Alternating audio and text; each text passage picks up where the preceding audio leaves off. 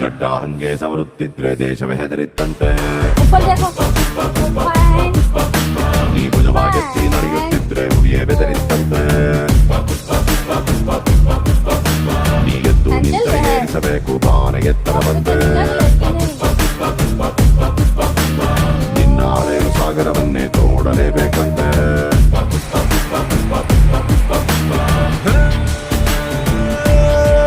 ಪುಟ್ಟ ಹಕ್ಕಿಯಂತೆ ಮಳೆಗೆ ಹೆದರಿ ಬಿಕ್ಕಿ ಬಿಕ್ಕಿ ರೆಕ್ಕೆ ಮುದುರಿ ನೆನೆಯುತ್ತಿದ್ರೆ ನಿನ್ನೆ ತಪ್ಪಲ್ವಾ?